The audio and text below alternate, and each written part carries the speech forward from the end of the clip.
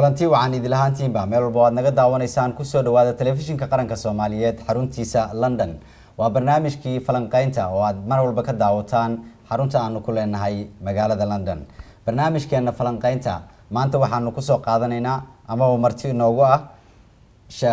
sheekhyada kamid ah culimada Soomaaliyeed ee ku dhaqan magaalada tan London gaar ahaan waxaana la jooga Sheekh Ibrahim Muuse oo aad wada taqaanaan isla markaana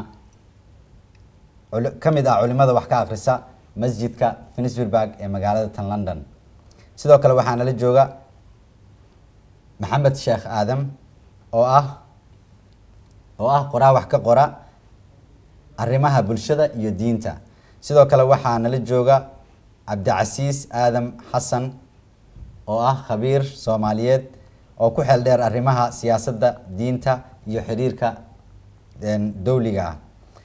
sidoo kale waxaana la jooga Sheekh Ahmed Mataan oo kamid ah culimada Soomaaliyeed ee ku dhaqan magaalada tan London gaar ahaan xaafadda Camden gabi ahaantiinba ku soo dhawaada barnaamijka falanqaynta aad ayaa maasantiin barnaamijka falanqaynta maanta waxaanu ku soo qaadanaynaa hadii Ilaahay yiraahdo aan uga hadlaynaa dhibaatooyinka dhalinyarada Soomaaliyeed ku haysta dalka gudihiisa dalka dibadiisa iyo meel walbaba waxaanu ogsoonahay dhalinyaro Soomaaliyeed oo aad u fara badan ayaa la marin habaabiyay isla markaana kuwa jooga dalka gudihiisa iyo kuwa qurbaha joogaba iyagoo markaas jaamacadahoodii dhameeyay ama waxbarashadoodii ku jira ayaa loo sheegaa waxyaabo aanay qabin diinteena raxmaanka ah waxa isla markaana loo sheegaa in ay janno ku galayaan waxyaabo aan jirin Sheekh Ibrahim marka hore ku soo dhawow waxaan kugu soo dhaweynayaa xarunta London kulli waad kamid tahay telefishinka qaranka Soomaaliyeed waad mahadsantahay Yuusuf aad baad mahadsantahay jazakallah maxay kula tahay in dhalinyaradan Soomaaliyeed ee hadda soo baxday oo shabaabka ah oo dhalinyarada ah in ma aragtay lagu marin habaabiyo in la yiraahdo soo baxa oo la kaxeeyo sida kuwa qurbaha jooga kale waxaan ogsoonahay in la geeyo wadamada dibadda sida Syria oo kale dhalinyaro Soomaaliyeed baa lagu sheegay oo dibadaha qurbaha ka tagay dhalinyaro Soomaaliyeed baa lagu sheegay wadanka Ciraaq sidoo kale dhalinyaro Soomaaliyeed baa jirta oo xaggan ka tagay oo ama Yurubtan ka tagay ama Mareykanka ka tagay oo Soomaali intay tagaan haddana waxyaabahan lagu marin habaabiyo la yiraahdo jannaad ku galeysaan oo badana inta la sheegay ama inta la soo ogaadayba isqarxiyay waxaa jira dhalinyaro Soomaaliyeed oo aad u fara badan oo jooga gudaha dalka Soomaaliya isla markaana ah dhalinyaro wax baratay iyo kuwa markaas iskuuladii ku jira haddana aan arkayna in la soo qabto maalin walba leeyahay dad baa ku adeegsada maxay kula tahay adiga بسم الله الرحمن الرحيم الحمد لله رب العالمين والعاقبة للمتقين ولا عدوان إلا على الظالمين وبعد وعد ما سنتهي يوسف برنامج كان كذا إنان كهذا الله dhalinyarada Soomaalidu waxa weeye waxay kamid yihiin dhalinyaro badan oo muslimiinta ah dhalinyaradaas waxa intooda badan ay yihiin kuwa kolkii horeysayba ay dhibaato ku dhacday qayb badan baa kamid ah dhalinyaradu waxa weeyaan iyagu markii waxay xaqi waalidiin badan oo maaragtay waxa laga yaabo oo la socda xaalkooda inay marka hore ay waayaan oo waalidkii iyo xiriirkii u dhaxeeyay iyo dhalinyaradu uu kala go'ay waxay kala noqdeen kala ajnabi laba culture bay kala noqdeen waalidku marka ma garanaya dhalinyaradu waxa ay ku jiraan waxa laga yaabaa in internetka iyo maaragtay computerka caawa ku jiraan waalidku laga yaabo inuu wax wanaagsan maleynayo isla markaa waxay arkayaan interneta barnaamijyo dhalinyarada maskaxda laga bedelayo dhalinyaradaas waxa weeye barnaamij ay inta dhalinyarada maskaxda aad ayaa looga bedelaya waxa la leeyahay waxaad dhibaatooyinka aad ku jirtaan oo dhan waad ka baxaysaan wax wanaagsan baan dhigasaynaa dawlad baan dhisaynaa islaami ah ayaan dhisaynaa waxaad doontaan baad ka helaysaan isla markaana aakhiradii adduunkiiba halkaas ku liibaanaysaan jannadii baad galaysaan kuwa inta badan lumiyay waxaa kamid ah horta oo ugu koobaad internetka waalidkuna maadaama ayna la soconin oo ayna luqadii aqoonin waxaa laga yaabaa inuu yiraahdo waxbaan baranaya oo internetka waxbaan ku baranaya duruus baan ka diyaarsanaya waxaa laga yaabaa caawa dhan website-yada inuu ku jiro duruustaasi waxa weeye qoladaas waxa weeye kuwa xamaasad dhalinyarada siinaya oo energy-gii ahiyeen iyo maaragtay dhiiri gelinaya oo wax walba halkan u soo dhigaya wax alla waxaas maadaama qofku una basic islaami lahayn maskaxdiisii ayaa markaaba la bedelayaa waxaa looga dhigayaa tan inay tii sax tahay wixii horeba inuu khaldan yahay taas waxaa usii dheer masaajida iyo meelaha maaragta ay arkaan niman iska gaangista ah oo loogu talagalay inay maaragta dhalinyaradaas ugaarsadaan, gaar ahaan kuwa tacliintii ka dhacay ee meelaha taagtaagan oo aan wax baysiga lahayn oo wax cilmi aan dhinacba lahayn, ayay maaragta intay qaadaan ayay afduubaan, fikradda ayay ka dhaadhiciyaan, maskaxda ayay ka dhaqaan. waxaa ugu wacan oo keli ahoo maaragta dhibaatada ugu wacan inaynu waalid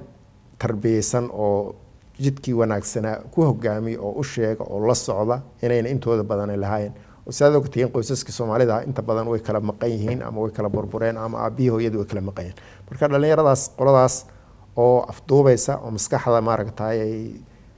qaadayso, maskaxdooda ka dhaqaysa ayaa marka u joogta xagga masaajid iyo meelaha diiniga. haddii qaarkood albaabaday u taagan yihiin waxa uu sadaran, laakiin waxa weeye waa internetka oo maaragta ay maskaxdooda laga dhaqayo. taas ay u sababeynaysaa. aad ayaa umahadsan tahay Sheekh Ibraahim Muuse. Sheekh Axmed Mataan, kusoo dhawow marka hore telefishinka qaranka Soomaaliyeed. kulli barnaamijka aan ka hadlayno maanta waa dhalinyaradeenii Soomaaliyeed. waxaan noqosay maanta oo aan leenahay oo aan ka damqanayna in dhalinyaradeenii lagu hogaamiyo waddo aan wanaagsanayn, iyadoo culimmadii Soomaaliyeed ay joogaan, iyadoo dhaqankii wanaagsanaa iyo diinteen islaamka wax aanan faraynin in ay ku dhaqmaan oo lagu maran habaabiyo, isla markaana naftoodii haddana iyagoo maaha hadda qof waxaan dhihi lahayn qofka hadduu cimrigiisa dhaafo kale wuu isnacay waan dhihi karnaa, laakiin canug dhalin yar oo haddana waxbarashadiisii bilow u tahay, mustaqbalkiisii nolol fiican intii loo hogaamin lahaa, maxay kula tahay in lagu hogaamiyo waddo xun oo qaldan? يوسف هو سؤال في عن والله بأن المرهر اللي هذا سفيان ويدبات ما أنت مش إمريسو وحمد أني فراك بعد أنا حس لي هاي إلا وين مشكلة وين ووالدك وأم سلانين الموضوع ده ماشي اللي جسوا قلي كرو يمشي اللي جسوا قلي كري كلا أوجادان دبات هذا يستوي هاي والدك في كلا سوا عرّان علمه إن أما دراج ديلر أو نقطة أو بحاجة سي دراج قاس إنه هذا أما خمر وحلميد وهذا حلميده إن مركز دور أي بدين إن مساجد يدخل الوحر علمه وهل يهدي أي بلاي أي دعضو أي دبات أي دعضو وحال الله عرّا مساجد أنا وحن فهم سنة مشكلة ده وين دبات ده وين دلنت الصومالية ما أنت يسته إن أي مساجدها يدوسيها والد في كلا سو عرين سوقي سوق سندراجس إيو خمر إيو وحلا من سوق بران وحيل هذين مساجد الكحرة يدوسيها دوسي يمسك يا الله فدي أمرك وبدوين لا كلهم ما يستو بدوين لا كلهم ما يستو الصومالي الموضوع كوبا بين ومساجدها يدوسيها. الشيخ أحمد هدي عم سكر أنت هدي أن كان حق الخير الله. waxaad arkaysaa waxaa lagu leeyahay dowra ayaa jirta, waxaa jira mataqaanaa kulan ayaa jira, seminaar ayaa jira. seminaarkaas waalidka looma ogolo, waxaa soo fadhiisana waa dhalinyarada keliya bis. niman garar waaweyn oo isku sheegaya diinta inay hoggaan u yihiin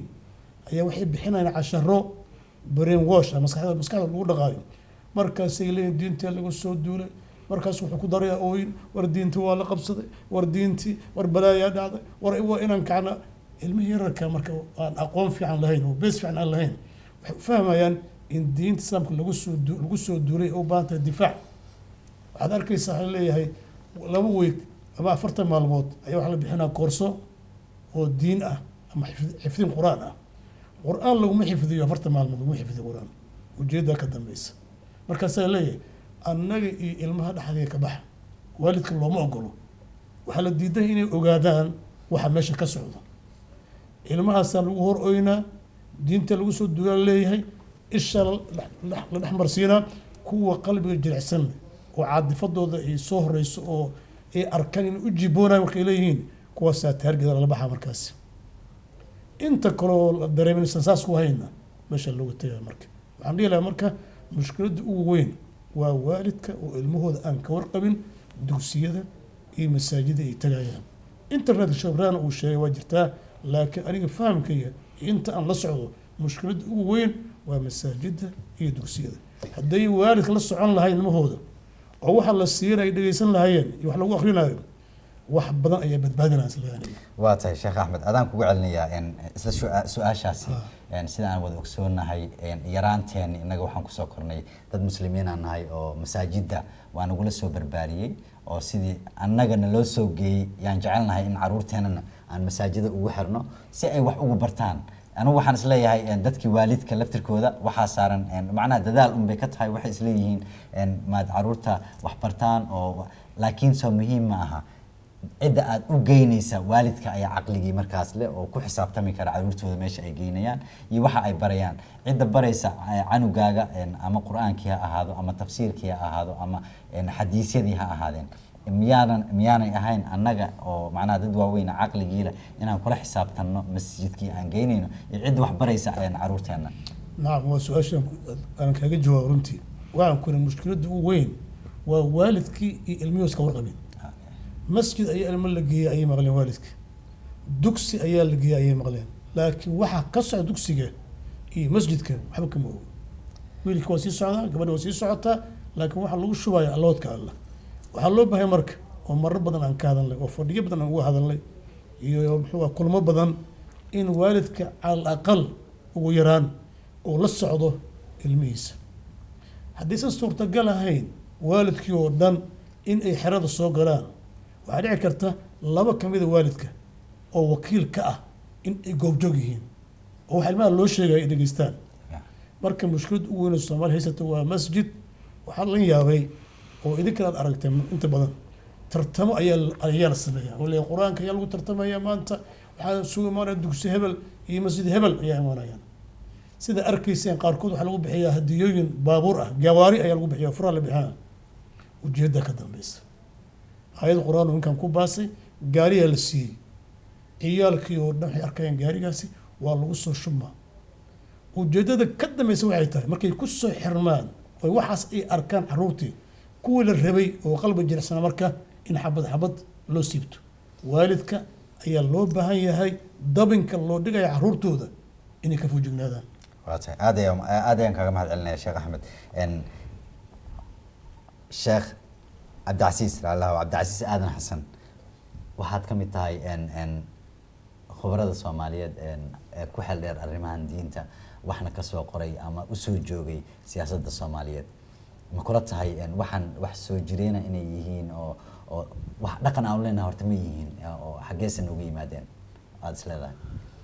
بسم الله الرحمن الرحيم الحمد لله رب العالمين أثنى لله والصلاة والسلام على رسول الله صلى الله عليه وسلم. هرتو أمرك كوادا خبير ما إيه أنا هوها قف صوماليات ما تقانا وحون لنا كبر تبعنا معناها قرايات هاي أو وحبات صوت دلعتي. أوكي إن شاء الله. مركا كل موضوع ده كهل لأنه اللي يرتها أنا لنا عن كجلي كره واحد هاي هرتو مرحلة اللفتة ده اللي يرنود إلا فهمها في عن قف ما كل اللي يري هاي awood badan iyo tamar badan iyo karti badan iyo firfircooni badan baa ku jirta. awooddaas iyo kartida iyo firfircoonidaas waa inay heshaa maarayn iyo qaabayn iyo jihayn wanaagsan waa inay heshaa. marka dhinac badan bay ka heli kartaa, waalidka ka heli kartaa oo guriga meesha u horeysa ilmuhu ma taqaano oo ka hana qaada ah, waxay ka helaysaa iskuulka uu tagayo, wuxuu ka heli karaa malcaamadda uu tagayo, wuxuu ka heli karaa masaajidka uu tagayo, wuxuu ka heli karaa bulshada uu la tacaamulayo. marka intaasba ilmuhu waxay ka qayb qaadanayaan qaabkay noloshiisa u sameynayaan ama u saameynayaan. hadhowtee markaa habka uu fikirayo, qaabka uu fikirayo iyo sida wax u baranayo meelahaas ka kala yimaadeen. tviyadu waa qaybo ka mid ah mataqaanaa iyo internetku waa meelaha wax laga qaadan karo, wax laga baran karo. marka waxyaabahaas oo dhan baa u baahan ilmaha awoodda ku jirta iyo tamarta ku jirta maarinteeda isagoo dhinacyada kala duwan laga egayo. marka middan koowaad hadda imika aan ka hadlayno oo ah muxuu ahaa arrimahan la xidhiidha ilmaha diinta islaamka inuu qalad u fahmo ama qalad loo geliyo weliba gaar ahaan wadamada aan joogno waxaad dareemi kartaa ilmaha muslimka waddanka ku barbaaray baahi xoog u qabaa diinta.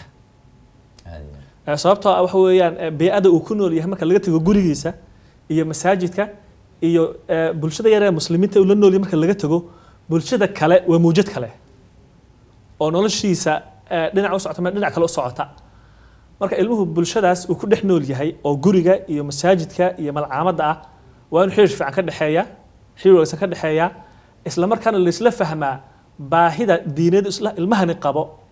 maxay tahay, sidaas loogu gudbin karaa islaam sax ilmaha uu fahmi karo inuu isaguna isku anfaco waalidkiisa ku anfaco ummadda kale ku anfaco bani aadamka kalena haddii timirtiisu gaadhsiiso uu wax ka tari karo marka number 1 waxaan leeyahay tamartaas ilmuhu oo hayo ama dhalinyartu ay hayaan oo la maarin kari waayay waa koobay ka tahay marka ilmaha jacaylka diinta uu qabo marka uu dareemo inay wax ka maqan yihiin dabcan waa inuu buuxiyaa marka haddii meeshii uu ka buuxinayay iyo saaxadii uu ka buuxinayay iyo deegaankii uu ka buuxinayay haddii ay joogaan dad iyagoo afkaar qaldan aaminsan oo islaamka ka qaba ilmihiina uuna tamar ugu kala sooco lahayn cid u kala socdana ayna ka dambaynin waxa sahlan inuu ku dhaco qaato taa waxa saameyn kale ku leh dunida islaamka lafteeda lagama jari karo sababtoo waxaan ognahay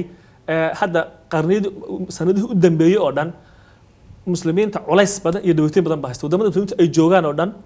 waxa ka socda mataqaana ama dawladaha waaweyn ee tamarta leh farageliyada ku duulaan ama iyagu gudahooda mataqaana dhibaatooyin ka jiraan waxabaas dhalinyar fara badan oo dhulka joogto waxa ku abuurtay cadab badan markuu arko mataqaana ummadda muslimiinta markasta ku dhibaataysan laga yaabo dawlado waaweyn inay ku leeyihiin dhibaatooyinka dhacaya iyaguna waxay ka qaban kareen jirin marka cadadii lafteedu waxay noqotay elements kale ama arrin kale oo looga faa'iideystay ilmaha in la yiraahdo mataqaana aan wax iska dhicino laakiin qaladka jira iyo dhibta jirta sida loo sixi karaa isagoo kaalinto ka qaadan karaa ma inuu muxuu ahaa uu markaaba xanaaqo u buduux kaga qaban karaa ma inuu wax barto oo isagu isdhiso uu bulshada dhiso wax kaga qaadan karaa marka horta dhalinyarnimada iyo duruufta ku wareegsan waliba gaar ahaan marka halkan la joogo haddii la fahmo waxaan isleeyahay wax badan waa laga qaban karaa marka aan markaan isleeyahay haddii matalan ilmo kale uu ka tago Suuriya tago ama mataqaana ama uu Ciraaq tago ama meel kale uu tago number 1 marka laga yimaado family iyo guriga marka laga yimaado xataa waxa qayb kale dhibta ururada muslimiinta ee ka jira wadamadan aan joogno iyaga laftoodu meelo fara badan ilaa hadda waxay fahmi laayeen ama ku adag inay soo xereeyaan dhalinyartaas ay u furaan jiho ka duwan jiha ka duwan oo ah islaamku sidan maaha islaamka 2 qof oo cadhootay 3 qof oo cadhootay 4 qof oo cadhootay ama mataqaana wax tabanaysa wax ma qaban karto waxay u baahan tahay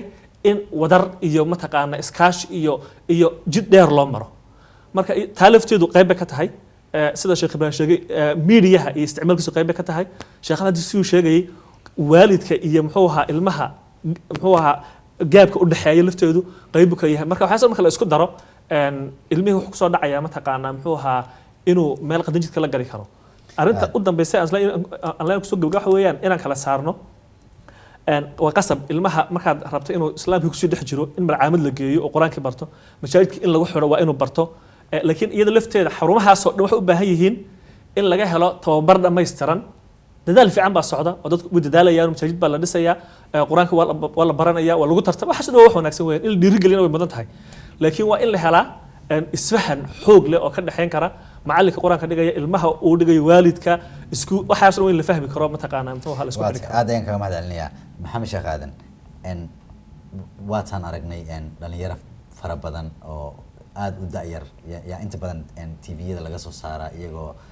la soo qabqabtay ayagoo wax xun ka shaqeynaya ayagoo macnaha la shaqeynaya kooxahan maaragtay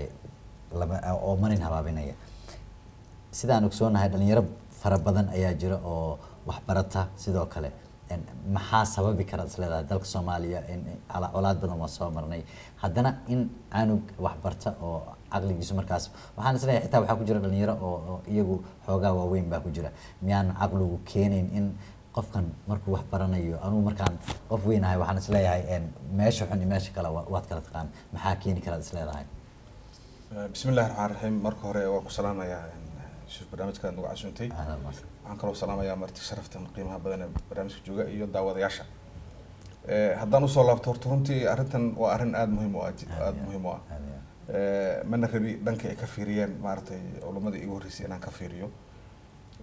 guud ahaan horta muslimiintan la qabna oo dhibaatadan hadda maaragtay xagga fikirka la xiriira fahamka qalooca ee laga yaabo asalkiisu inuu yahay macnaha diintii oo dadkii macnaha si sax ah u fahmin waa arrin caam ah oo caalamka islaamka oo dhan ka jira oo meel kasta aad arkaysaa mataqaana dhalinyarta yaryar ah oo qolo kasta leh oo isqarxinayo caalamka dhanba hadda maaragtay nidaamka abuurmay la yiraahdo Daesh oo hadda mataqaana caalamkii oo dhan khatar ku haya islaamkiina sawir aan qurux badnayn ka muujinaya. marka taa marka Soomaalidu jus kamid weeyaan marka caalamka islaamka jira. waxaan isleeyahay aniga markaan fiiriyo Soomaalida waxyaalaha abuura oo dhalinyarta geliya inay fikirka ay afkaarta qaataan waxa kamid ah qoysashada ama qofku niyad markuu dhaco oo uu mataqaana u arko bulshadiisii iyo diintiisii iyo karaamadiisii in meel kaga dhacay. marka barnaamijka macnaha marka caalamka guud baan kamid nahay niyad jabka ku dhacay dadka uu abuuraya. marka waxaan u kala qaadaynaa laba dhinac. Soomaaliya dhalinyarta ku nool ee joogta Soomaaliya maxaa keenay in ay mataqaana ay isqarxiyaan ama fikirka tadarufka qaataan? waxaa keenaya wadankoodii iyagu ay ku noolaayeen ee Soomaaliya ahaa wadan macnaha nidaam iyo system iyo dhalinyartii wax aruuriyo oo wax baro oo mataqaana daryeel ma haystaan. midda koobaad. midda labaad dhibaatadii iyo faragelintii baa badatay iyo dagaaladii sokeeyay iyo dadkii ajnabiga ah ee wadanka mataqaana saameynta ku lahaa. waxaasoo isu tagay waxay u fududeynaysaa dadkan macnaha fikirka tadarufka faafinaya inay u tusaan wadankoodii iyo diintooda in meel lagaga dhacay. marka iyagoo nolol ka helay oo wadankii oo nolol iyo shaqo ina jirin shaqo nolol ka helay taas mataqaana waxa laga yaabaa inay u fududeydiso inay shabaab badan ama dhalinyaro badan ay mataqaana halka qaataan. halkan laakiin markii Yurub la joogo aad arkayso Soomaalida aada ama Suuriya ama Soomaaliya aada markii dib loo fiiriyo waa dad xataa markii halka joogeen jaamacada dhiganay. Soomaalida waxaan ognahay dhalinyaro badan oo Soomaali ah inay qaarkood nolosha ka dhaceen qaar inay xabis ku jiraan waxoo dhanna waxa sabab u ah oo mataqaana u noqonaysa waalidka iyo community-ga Soomaalida. laakiin intii yarayd xataa oo wax baranaysa qaar kamida ayaa waxa fududaatay iyagoo wax barashada ku fiican oo meel fiican maraya inay baxaan oo ay aadaan mataqaana Suuriya ama wadan kale ama Soomaaliya oo ay naftoodii qarxiyaan. maxaa kuwaasna u keenay iyagana waxa u fududaatay in loo sawiro oo ay u arkaan wadankan ay ku nool yihiin ee cuntadii cabitaan ku haystaan wadankoodii ma aha oo wadan ajnabi ay ku yihiin dadkoodii iyo diintoodiina maalin kasta waa la gumaadaya. waxa ka dambeeya waxa laga dhaadhicinaya inay yihiin dadka halka ila nool yihiin. marka cuqdad noocaas loo salaxayo loo abuuraya iyo karaamo inaad helaysaan. marka taas waxay fududeynaysaa in ay mataqaana dhalinyartu ay qaataan fikirkan ay baxaan. midda aan isleeyahay haddaan kusoo gabagabeeyo doorkii culimada Soomaaliyeed ku saabsanaa dadka inay dhalinyarta intay fikir geliyaan inay u saxaan diinta way ka saxdeen oo way ka gaabiyeen. Sheekh Axmed wuxuu sheegay inay nimankan caruurta galaafta dadaal badan bixiyaan oo tartanna caruurta u sameeyaan simanaro qabtaan. maxaa u diiday culimada fikirka fiican leh ee muslimiinta ah ee Soomaaliyeed iyo muslimiinta kale inay iyagu ay dhalinyartii sidaas oo kale u sameeyaan oo mataqaana fikir fiican geliyaan? marka taa lafteeda waxay xambaarsan tahay markii taa la yiraahdo waxay xambaarsan tahay markuu guuleysto fikirka qalooca waxaa fashilan fikirka saxan cideys. marka waxa loo baahan yahay mataqaana in la saxo fahamkii oo loo saxo mataqaana fahamkii islaamka si mataqaana faham fikir khaldanna waxa lagu saxaa fikir iyo faham iyo aqal cilmi baa lagu saxaa laguma saxo line iyo dagaal. aad ayaa umahadsan tahay. insha Allah barnaamijkan intaasi kuma soo koobnaan doono oo waxaanu ka dhigi doonaa xiriir haddii Ilaahay yiraahdo. culimadana mar kale ay nagala qayb qaadan doonaan waqtiga oo aad noogu yaraa darteed hal kalmad oo gabagabadii ayaan idin siinayaa. Sheekh Ibrahim adigu haddaan kugu soo laabto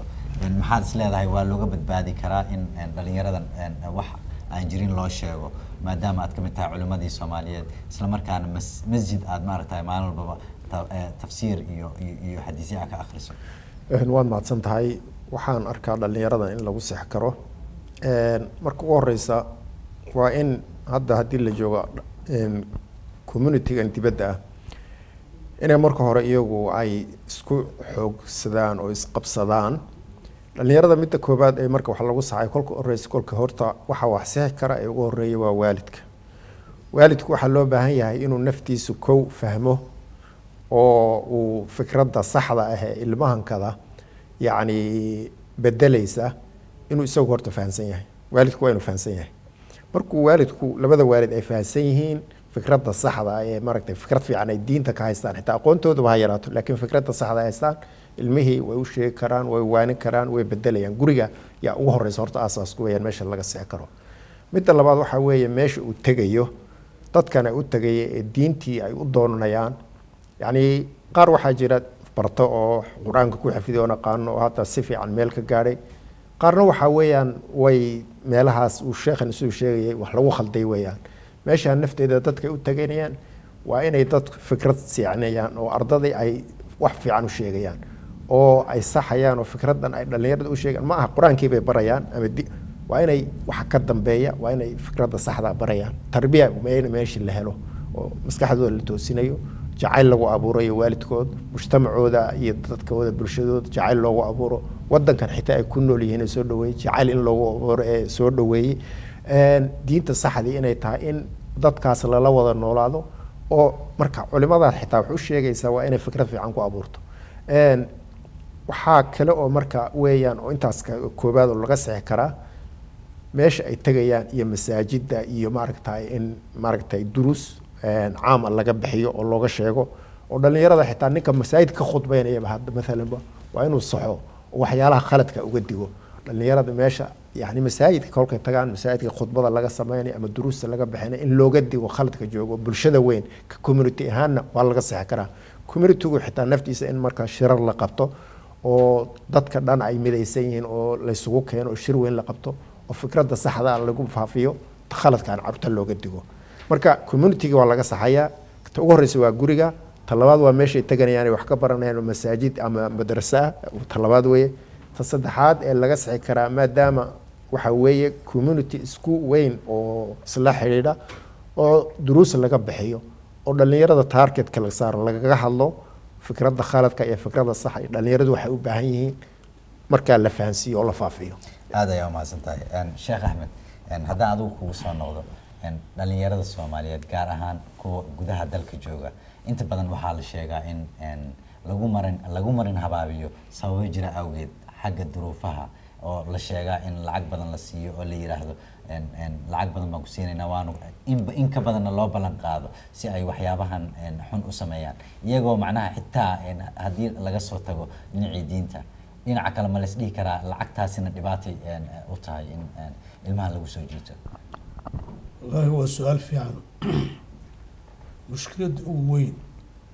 oo arrintaani in ay socoto ay dhibaatadan ay ballaarato keenay waa dhaqaalo fara badan oo weliba la ogyahay meelahay ka yimaadaan cadowga islaamka ugu weyn ayaa kowka ah oo dhaqaalaha bixiya sida sheekh maxamed uu sheegay wuxuu yiri haddii culamo wax maran habaabisa ay jirto oo ay sameeyaan kulamo ama muxaadarooyin ay sameeyaan culamada kale oo toosan maxaa u diiday sidaasoo kale inay sameeyaan anigu waxaan dhihi karaa waxaa u diiday xagga dhaqaalaha nimankan waxay adeegsadaan hadal keliya maaha wacdi keliya maaha waa dhaqaale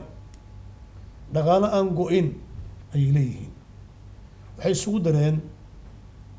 iyagoona waxaan difaacaynaa diinta islaamka iyo dhaqaalihii bal ka soo qaad culamada caadiga uu sheekha uu sheegay hadda awood uma laha tviyada soomaaliyeed markaad fiiriso badankood waa ganacsi waa tijaara waay waa ganacsi shiiqi haddii uu do inuu ka hadlo waa lacag bixiyaa habeenkaasi culamadan caadiga dhaqaalahaas ma haystaan nimankan dhaqaalahaas haystaan waxaa ka soo jeeda tviyada oo dhan waa ayaga tvgay haystaan masjidkay haystaan meelaha laleeyahay islamic talk ayay haystaan waxa ugu wacan waa dhaqaalaha midda kaliya aniga is leeyahay dhaqaalahaas oo kale annaga ma hayne waalidiinta ilmahooda waa inay dabagalaan meesha ay tagayaan meesha waxay ka baranayaan masjidka dugsiga islamic talk ay tagayaan waa inay googjoog ay yihiin markay ugu liitaan qof ilaba inuu ka joogo oo waxa ilmaha lagu akrinayo ay ogaadaan inay wax sax yihiin kale teeda kale yuusuf lama dhihi karo waxa dhalinyarada kulligood waa dhaqaal raadis kuwa dhaqaalo leh ayaa galaan waan u baahnayn arrintaas waxay u galayaan waxaa laga dhaadhiciyey islaamka lagu soo duulay islaamka in la difaaco xataa ma dhihi karno aqoon la-aan ayaa haysa marka qaaraa jaamiciyaal ah ama jaamacad ka baxay ama sanooyinka ugu dambeeya ku jira marka maaha baahi jirta maaha waa brainwash lagu sameeyey waalidiinta oo isxilqaama oo ilmahooda saaxiib ka dhigta oo dabagala meeshay marayaan hadduu jaamacad jiro xilligu jaamacadda uu tagayo xilligu ka soo baxayo haddii ay tahay dugsi caadiga xilligu uu tagayo xilligu ka soo baxay in la socdaan meesha laga helo waa guriga iyo jaamacadda inta udhexayso ayaa loo fadhiyaa hadduu waalidka ilmihiisa usan la soconna waxay kasoo hadlayaan dhulka daacishay ka dagaalamaysa kasoo hadlayaan qaarkood waa kasoo hadlaan waana ku taga ku dhinteen marka waalidiinta hawshooda way gabeeneen bal marka hore waalidiintaas xilqaameen ilmahooda meesha ay marayaan iyo halkay wax ka baranayaan alla socdaan alla yadiyo aad waa mahadsan tahay maxamed sheekh aadan sida uu sheekh axmed sheegay maxaanu ku badbaadin karnaa dhalinyaradan soomaaliyeed kulli waad la socotaa waxaa jira xitaa ragga keliya maaha wiilasha keliya maaha oo gabdho soomaaliyeed oo xitaa waxaa jira ciraaq iyo laga soo sheegay iyo syria iyo wadamadaasi kale maxaa looga badbaadin karaa macnaha sidee dhalinyaradan looga badbaadin karaa waxyaabahan waxaan isleeyahay marka koowaad yani waxyaalaha ugu muhiimsan ee dhalinyarada ugu badbaadin karo waxaa jira wadamadan oo dawladaha markay macnaha ay qabtaan waxaa jira dawladuhu way ku xoog badan yihiin shaksi iyo group marka haddii ay jirto masalan dawladdu inay u sameyso maraakiis oo dhaqan celin ah oo dhalinyartii loogu talagalay in maaragtay waxbarashadooda iyo aqoontooda iyo wacyigooda lagu dhaqangeliyo midaas qayb bay ka qadan kartaa midda labaad waxaan isleeyahay soomaaliya kale markii la joogo waxaad moodaa waxyaalahan dadka sii badinaya xagga waa rajo xumada haddii la muujiyo rajo oo loo muujiyo mataqaanaa wadankii inuu rajo leeyahay oo uu jid fiican ku socdo oo dadka maaragtay lagu marmarsoonayo laleeyahay wadankii bay qabsanayaan aduba wadankii jooga ay mataqaanaa yaraato saameyntooda oo la yidhahdo mataqaanaa tartiib baan oga baxaynaa oo jawi noocaasa la abuurana iyadana waxaa dhici karta in dhalinyartii suuqii la gelinayay ahaa waa la idin qabsanaya wadanka la idinka qaadanaya inuu yaraado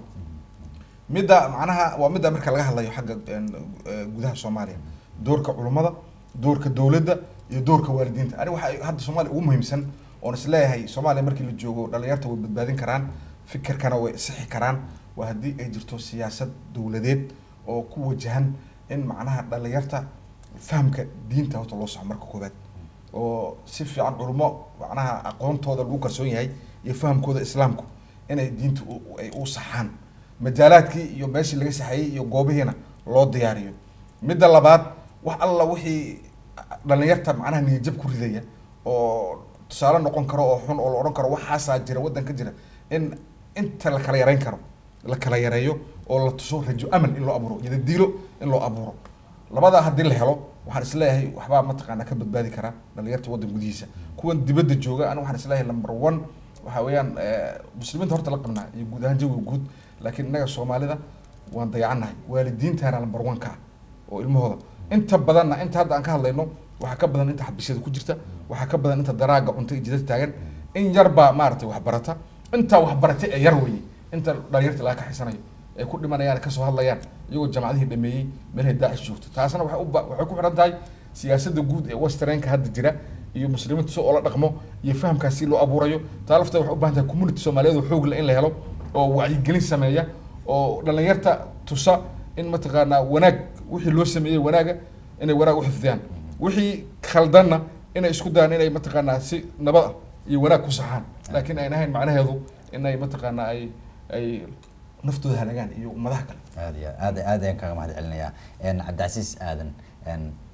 haddii aan usoo noqono dhinaca siyaasadda maxaad is leedahay dawladda iyo waxay u baahan tahay in dhalinyaradan ay dhaqan celin dhinaca sida uu sheegay maxamed sheekh aadan dhalinyaradan waxay u baahan yihiin wacyigelin fara badan waxay u baahan yihiin in waxaan loo sheegaya wax ka fiican la tuso wadadii wanaagsanayd oo ah in sportigii iyo lagu mashquuliyo waxbarashadii jaamacadihii maxay kula tahay macnaha dhinaca siyaasad ahaan xagga dawladda waa ay xoogaa way ku fiicnaan lahayd in lagu sameeyo runtii horta dhalinyaranimada saan soo sheegnay mataqaanaa duruufaha gaarka ay leedahay haddii su-aasha imika usoo laabto waxa weeyaan dhalinyarta lafteedu in la dhageystay u baahan tahay oo waxaan ay tabanayaan iyo ilmahan isaga laftiisa qofka 20 jira ma sii yara waa dhalinyar laakiin ma yara waa qof waxa xisaabtami kara wax sheegi kara waxna taban kara waxna diidi kara marka iyada lafteedu in la dhageysto oo mataqaanaa qaab loo dhageysan karo waxay tabanayaan loo qancin karo loogala doodi karo iyo inay qayb ka noqdaan hanaanka la rabo in wadanka dib loogu dhiso inay qayb ka noqdaan oo lafdhabar ka noqdaan oo inuu arag inay marti ka yihiin mashaakilka taagan waxaa laga yaabaa innaga haddaan muxuu ahaa Soomaali nahay weli xataa siyaasadda guud ee Soomaalida dee 60kii qofkii siyaasadda ku jira baa soo taagan marka iyada lafteeda waxa weeyaan waa in la furaa qanawaad u bannaan dhalinyartu ay ka arki karaan wadanka badbaadadiisa iyo mataqaanaa iyo horumarintiisa iyo waxtarkiisa qayb ka noqon karaan oo la dhageysan karo waxay tabanayaan la weydiin karo iyo dee barnaamijyo mataqaana dhalinyarta iyaga u gaaro oo waxa weeyaan waqtiyada firaaqada ay ku buuxin karaan waxbarashadooda in tayo loo yeelo waxbarashada ummaddu haddii waxbarashadu tayo yeelato oo mataqaana la kobciyo caqliga la kobciyo su'aalo badan baa la isweydiin oo qofka xataa marka wax loo sheegayo dee wuxuu keenay su'aal haddii maskaxdiisu dhisantoo la kobciyo oo la koriyo haddii laakiin maskaxdiisu mataqaana la dayaco oo qofka jirkiisu dhisan yahay waxaa laga yaabaa in wixii loo sheegaba uu qaato meeshii loo hogaamin uu hoggaansamo marka dhalinyartu hawshooda ma sahlana mana fududa laakiin waxay u baahan tahay dadaal hor leh in mataqaana loo galo sidii iyaguna wax u badbaadin lahaayeen iyagana loo badbaadin lahaa marka iyagu inay badbaadaan dalka badbaado ugu jirtaa iyaga in la badbaadiyana naftooda iyo dalka badbaado ugu jirta marka in labadii la iswaafajiyo weeye aad iyo aad ayaan kaaga mahad celinayaa kaasina waxa uu ahaa cabdicasiis aadan xasan aad iyo aad ayaan idinkaga mahad celinayaa barnaamijkii falanqeynta oo ay igala qayb qaateen culimada Soomaaliyeed qaar kamid ah culimada Soomaaliyeed iyo aqoon-yahanada Soomaaliyeed oo ay kamid ahaayeen Sheekh Ibraahim Muuse oo dhinacayga xiga iyo Sheekh Maxamed Sheekh Aadan qaleehaw Cabdicasiis Aadan Xasan iyo Sheekh Ahmed Mataan oo igala qayb qaadanayay barnaamijkii falanqeynta oo aan maanta ugu talagalnay ugana hadlaynay isla markaana in aan wax ugu sheegno dhalinyarada Soomaaliyeed ee lagu marin habaabinayo inay dhibaatooyinka uga soo jeestaan intaasi ayuu nooga dhan yahay tan iyo intaanu barnaamijkan oo kale ku kulmi doono anigoo Yuusuf Garay waxaan idinkaga tegaynaa sidaas iyo nabadgelyo